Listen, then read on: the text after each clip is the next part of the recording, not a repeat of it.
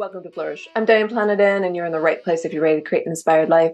And we do so by working on our own personal development so we can be strong role models for those we love and mentor, and strong for our own personal well-being. Today, we continue our journey on the molecule of more and that magical drug we all have inside of us called dopamine.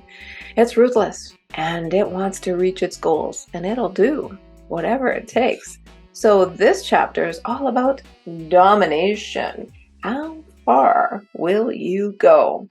Desired dopamine makes us want things. It is a source of raw desire. Give me more. But we're not at an ungoverned mercy of our desire. We also have a complementary dopamine circuit that calculates what sort of more is worth having. It gives us the ability to construct plans, to strategize, and dominate the world around us to get the things we want.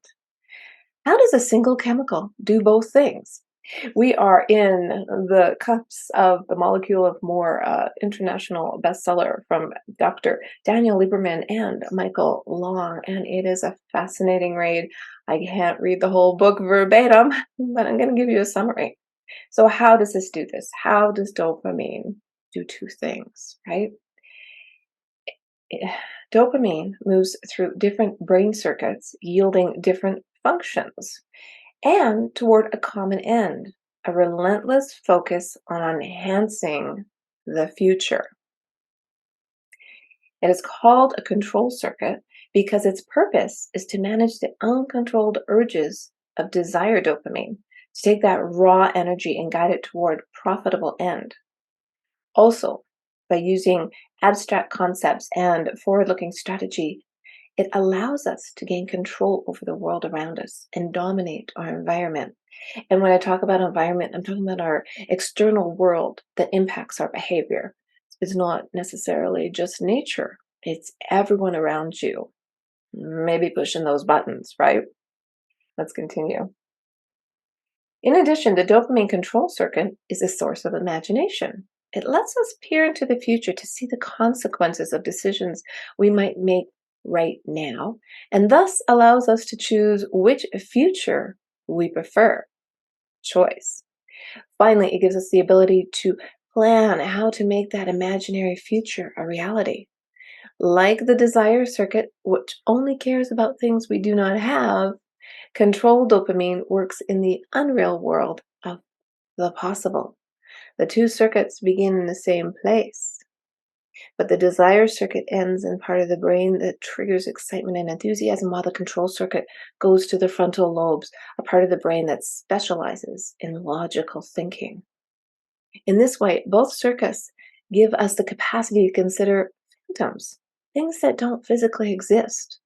For desire dopamine, those phantoms are things we wish to have but don't have right now, things we want in the future. The control dopamine is the parent driving the car, deciding if they're going to give in to their children's here and now desire to stop for that special treat or keep driving home and make a nutritious meal. Who's in control, right? Control dopamine takes the excitement and motivation provided by desire dopamine, evaluates options, selects tools, and plots a strategy to get what it wants. Control dopamine. Dopamine encourages us to maximize our resources by rewarding us when we do so. The act of doing something well, of making a future better, safer place, gives us a little dopamine buzz. So control's not necessarily a bad thing, right? And as part of the domination, it also gives us our tenacity. Yeah, the tenacity. Success takes years of hard work and so many revisions to the original idea that it's barely recognizable by the time it gets to market. It's not enough just to imagine the future. To bring an idea to fruition, we must struggle with the uncompromising realities of the physical world. We need not only knowledge, but tenacity. Dopamine, the chemical of future success, is there to deliver. So by the time the Apple computer got to market, Steve Jobs and Steve Wozniak had worked in their garage, slaving away, selling stuff to get money, to get parts, to buy parts, to whatever it took. They were going to do it so they could bring their much smaller computer to everyone in the market. You hear these stories over and over again. It's not overnight. But we have the power within our brains, that dopamine control center, the tenacity to keep moving forward. But it takes another little special ingredient in order to do so. And that's what makes us humans really fascinating. Dopamine and the power of confidence. We need to believe we can succeed before we're able to succeed. This influences tenacity. We have greater tenacity when we have, early success. It makes us want to continue going on. And, they give the example in weight loss. So if you went to some weight loss clinic and they promised you would lose 1 to 2 pounds in 30 days, it wouldn't keep you going, would it? But when you keep going and you lose 5 pounds and then 10 pounds or however much it is, kilograms, whatever it is you need to lose, want to lose, you believe you can lose, it keeps you going. It helps you move forward. Little wins. That's why the whole concept of baby steps completely works. Little wins, little wins, little wins, not instant gratification. But you have to believe, you have to have the confidence. And under normal circumstances, robust self-efficacy is a valuable asset. Sometimes it can act like a self-fulfilling prophecy. Having a confident expectation of success can make obstacles melt before your eyes. So how does this work? Well, how does a confident expectation of success cause others to give way, even when it seems like it's not in their interest to do so? It's usually because of things that are happening outside of their conscious awareness. What do they mean by that? Well, us humans can use our physical presence to change how people react or think. We can do the super person pose, Wonder Woman, Superman pose, and expand our space and expand where we are. And it'll give a certain ambiance. Or we can shrivel up and make ourselves smaller. So, what do these different actions mean in the big picture for us? Well, we unconsciously know when someone has high expectation of success and we get out of their way. We submit to their will, the overwhelming expression of their self-efficacy, powered by controlled dopamine. Our brains evolved this way for a good reason. It's bad to get into fights you can't win. If you're picking up signals that your adversary has a high expectation of success, the odds are that this is a fight you want to avoid.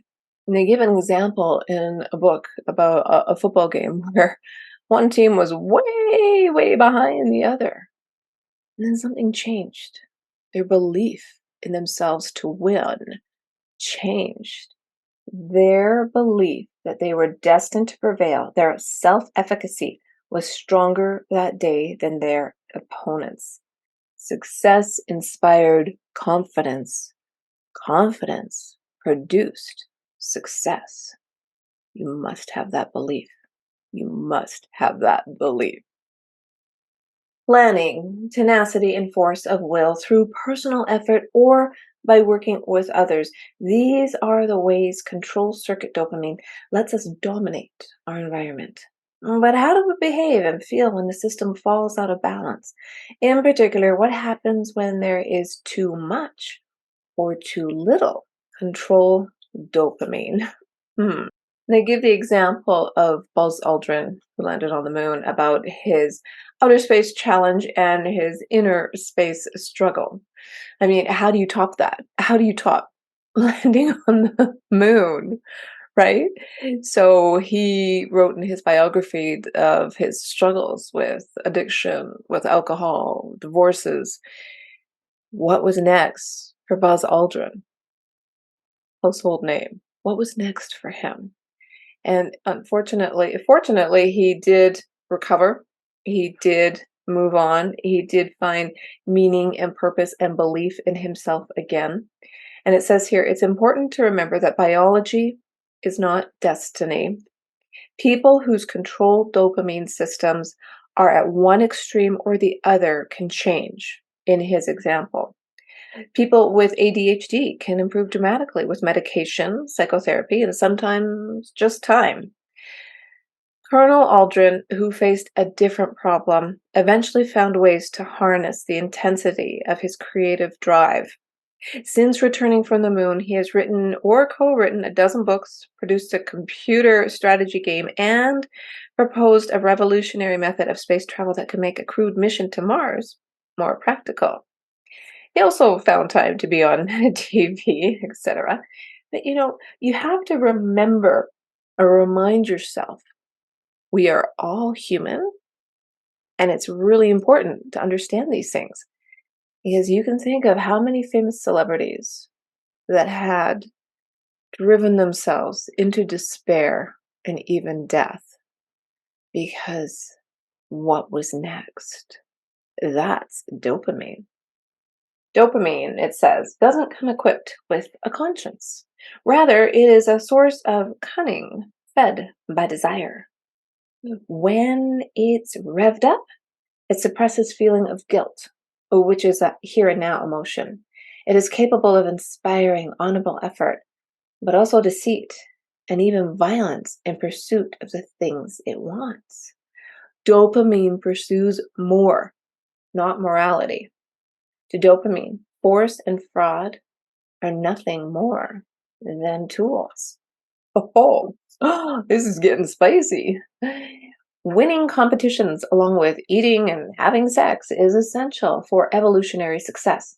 In fact, it's winning competition that gives us access to food and reproductive partners. As a result, it's not surprising that winning competitions releases dopamine. It's the rush of pleasure we feel when we send the tennis ball flying over the net, get a good grade on a test, or receive praise from our boss. The surge of dopamine feels good, but it's different from the surge of here and now pleasure, which is a surge of satisfaction. And that difference is key. The dopamine surge triggered by winning leaves us wanting more, the molecule of more. And they give a good example here winning to keep from losing. It's not enough to win the Tour de France. It's not enough to win it twice or even 7 times. They're speaking, of course, of Lance Armstrong and how he took winning so seriously, he was willing to cheat in order to get to it. That is fascinating. Winning is never enough. Nothing is ever enough for dopamine. It is the pursuit that matters and the victory, but there is no finish line and never will be. Winning, like drugs, can be addictive. And the pursuit does matter because happiness is in the pursuit. But winners cheat for the same reason that drug addicts take drugs. The rush feels great and the withdrawal feels terrible. Both know that their behavior has the potential to destroy their lives, but the desire circuit doesn't care. It only wants more. More drugs, more success. But true success doesn't come from cheating. If you make a mistake, people will forgive you. But if you act dishonestly, it will stick with you for a long time. That's why the control circuit is so important. It's rational. It's able to make cool, reasoned decisions, ones that will maximize your welfare, not just today, but far into the future. And yet, for many people, fraud is a powerful, sometimes overwhelming temptation when chasing the high of victory. At least in the short term, fraud works. And you should remember that. Think how many Ponzi schemes there are out there. Still, to this day, will we never learn? People are deceitful. It doesn't matter who they are, doesn't matter how much money they have. The dopamine is in control. And then it goes on to say, or you could just punch someone. Force, often expressed as violence, is the ultimate tool of domination. But is it dopaminergic? Well, violence can give us domination, but to be successful, it must come from the cold circuits of controlled dopamine. Yes, we are emotional creatures, and emotion is a here and now experience. It's what we feel right here, right now. Emotion is critical to our ability to understand the world, but emotions can sometimes overwhelm us. When that happens, we make less logical decisions. Fortunately, dopamine's opposition to here and now circuits can turn down the volume on emotion. In complex situations, people who have what we call a cool head, people who are more dopaminergic, are able to suppress this response and make more deliberate choices that often work better. One of our evolutionary ancestors, one endowed with a particularly robust dopamine control circuit, might respond to a charging lion by suppressing the urge to panic, and instead of trying to outrun the lion, calmly picks up a burning stick from the fire to frighten it away.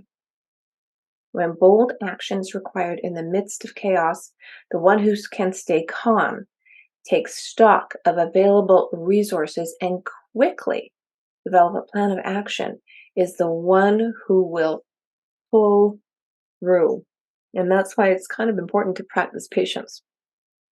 Because as you build this up and you're faced with adversity over and over and over and over and over again, and let me tell you, it happens every day of life because life isn't easy and it's not fair. So for you to practice this adversity that's going to be in your face day after day after day will help tremendously. And they give us this really great example in the book of some sailors being out to sea and the weather changed quickly and they lost their rudder and they were heading for the coral reef. And even if they jumped overboard, they were still going to die. So what could they do? And it was a nanosecond, 10-second decision. They manually adjusted the sails. They manually held onto the rudder and they manually made it ashore. And what's really fascinating about this is in this real life example between the interplay between dopamine and the here and now chemical of fight or flight, norepinephrine, when the steering mechanism broke, norepinephrine kicked in. The here and now emotion of fear overwhelmed the sailor. He just wanted to get out of the situation. At first, the initial neurochemical here and now flood displaced his dopaminergic ability to plan. Nevertheless, the fact that he could sense the panic was on the way, but was able to hold it off, is an indication that his dopamine system had not shut down completely. After only a few seconds, control dopamine was fully activated and he began to make rational plans. Here and now, norepinephrine was shut down and the fear receded, leaving a passionless, cerebral approach to survival. After the crisis was over and he was safely on shore, dopamine receded, leaving room for the here and now to come roaring back. And that triggered him into shaking and weeping. And it was just like, ah. So he suppressed that in order to survive. I love that. Conventional wisdom would attribute his survival at sea to running on adrenaline. In fact, the opposite was true. He wasn't running on adrenaline. He was running on dopamine.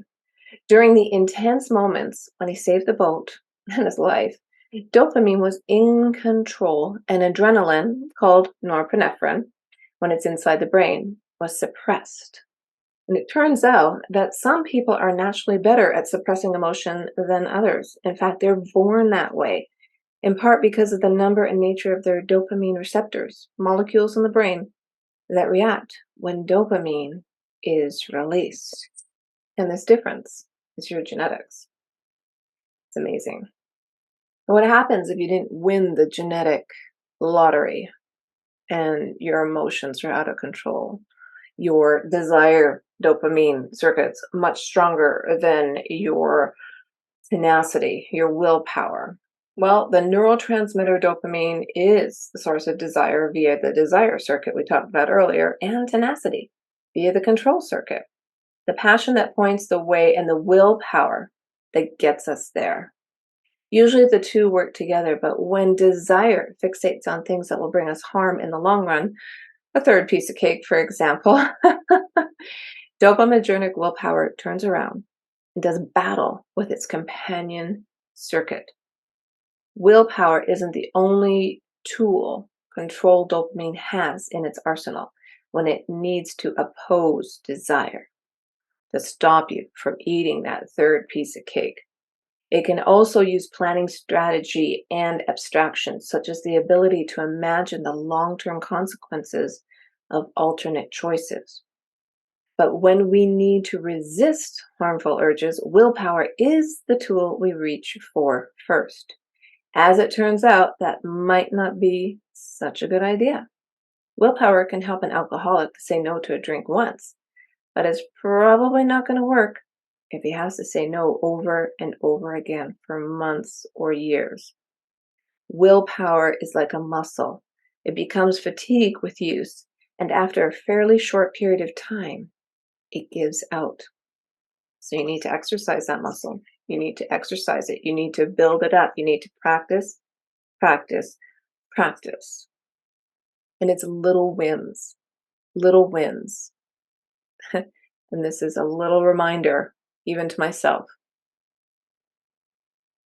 Little wins, not all at once, not cold turkey necessarily, unless you're up for it, but little baby steps. Each one makes a difference, and it takes time. Even though it's possible to strengthen willpower, it's still not the answer to long-term enduring change. So what does work? That question is of great interest to clinicians who help people struggle, who are overcoming addictions. And it takes it takes a village sometimes to do that. So I won't get into the various different therapies. We're just going to talk about this molecule of more for today. The dopamine system as a whole evolved to maximize future resources. In addition to desire and motivation, which get the ball rolling, we also possess a more sophisticated circuit that gives us the ability to think long term, make plans, and use abstract concepts such as math, reason, and logic. Looking into the long-term future also gives us the tenacity we need to overcome challenges and accomplish things that take a long time. Things like getting an education or flying to the moon.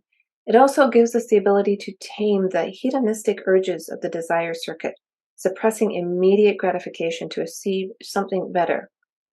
The control circuit suppresses here and now emotion, allowing us to think in a cold, rational way that's often required when hard decisions need to be made, such as sacrificing the well-being of one person for the benefit of others. The control circuit can be crafty. Sometimes it charges straight ahead and dominates the situation through the power of confidence. Other times it leads to submissive behaviors that induce others to cooperate with us, multiplying our ability to get things done and reach our goals. Dopamine yields not just desire, but also domination. It gives us the ability to bend the environment and even other people to our will. Manipulation, right? But dopamine can do more than give us dominion over the world. It can create entirely new worlds, worlds that may be so astonishing they could have been created only by a genius. or a madman. Are you excited for next week? I can hardly wait. It's all about creativity and madness as we continue our journey through the molecule of more, which is our dopamine, our desire, and our tenacity. We've got these two circuits that begin as one and then they go to battle over and over again.